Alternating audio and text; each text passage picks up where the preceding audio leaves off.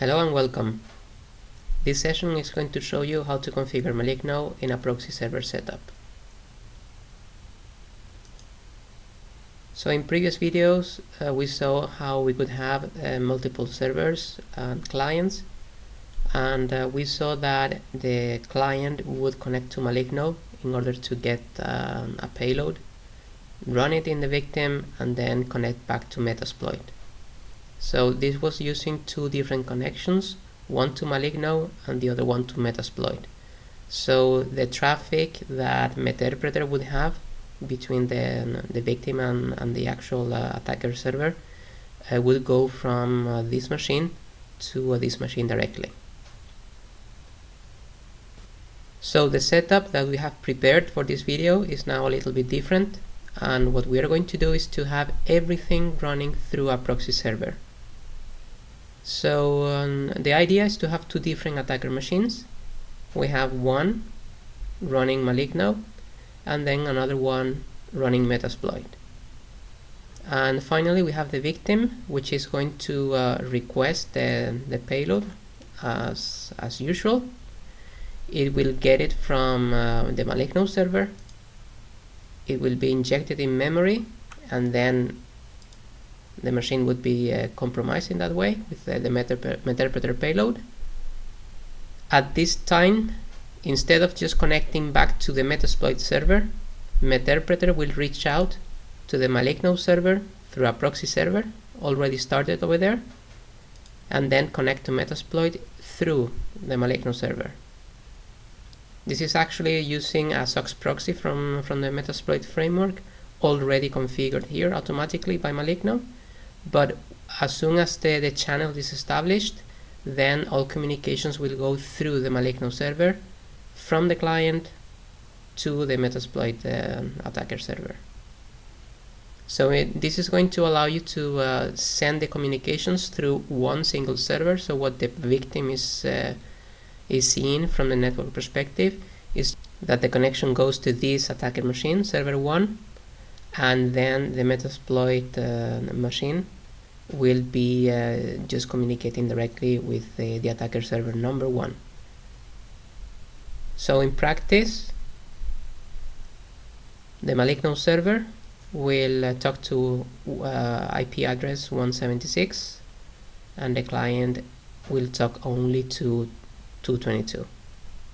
And on the other hand, we have the Metasploit server with IP 174 that will communicate with 222 directly. So you will see that there is no direct communication between the host 176 and the host 174. So let's have a look at this in practice. So this is the attacker machine number 1. As we can see, the IP address is 222.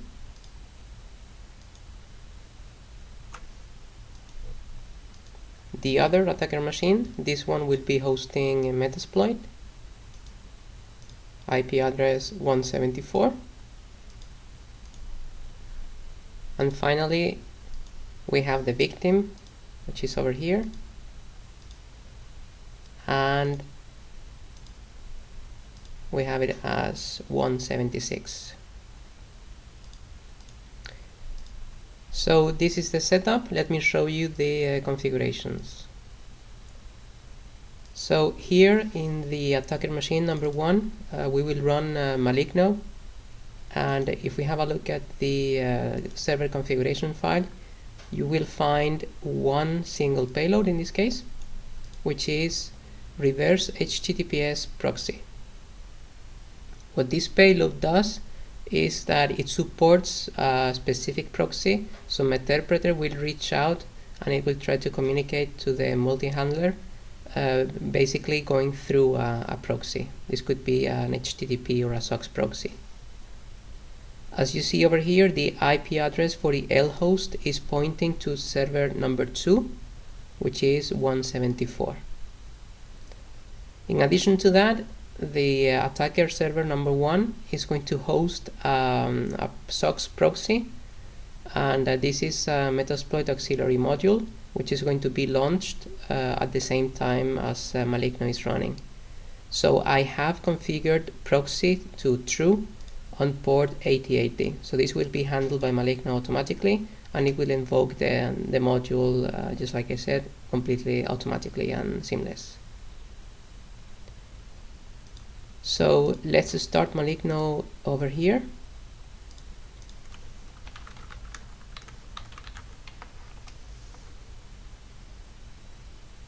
And while the payloads are being generated, we should have here a resource file for our Metasploit host, which I am going to deploy over here so we can reach it out.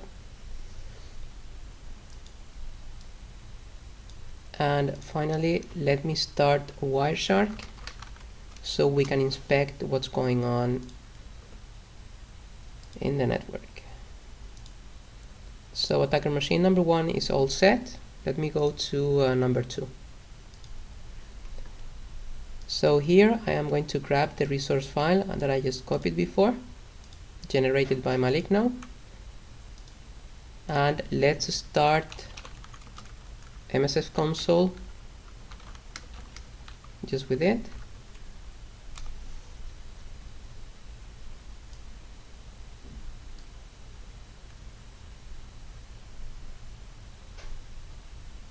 So Metasploit is ready, and let's get as well Wireshark.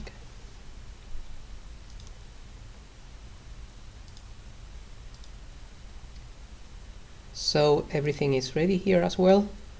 Let's go back to the victim and let's start the client. So the client right now, I have already generated a file and it's already deployed, and it's using 30 seconds maximum nap time, which means that the client will wait, with a random value between 1 and 30 seconds before it connects to Maligno. So let's run it. Let's go to Maligno. So in a few moments, here we have a request. And if we go back to the Metasploit server, here we have a session. So let me stop for a moment all the communications here, and let's analyze what's going on. So if we focus on first of all the HTTP traffic, we can see that the victim host 176 is connecting to Maligno so it can get a payload. Here we see a GET request, as you have seen in previous videos, and the payload is delivered to the victim. At the same time, after this traffic,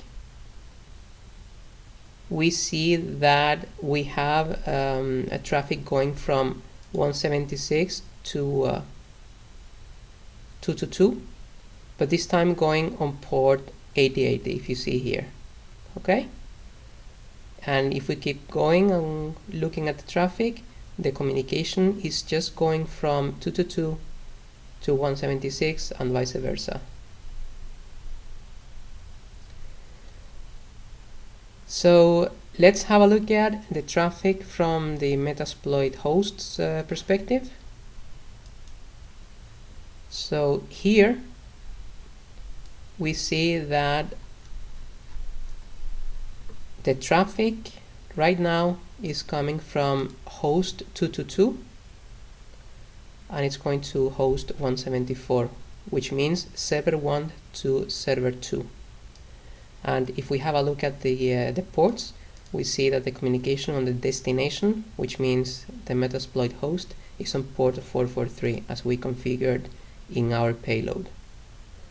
So if you inspect the traffic and you have a look at it, you will see that there is no connection from host 176, which is the victim, to 174, which is the Metasploit host.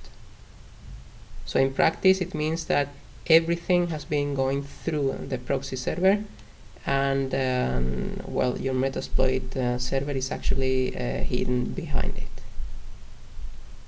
Well, I hope that you got a better overview on how to use Maligno with a proxy server. As you see, it's important to use as well a Meterpreter payload that also supports proxies. So this is a combination, and well, I hope that you had fun. Thanks for watching.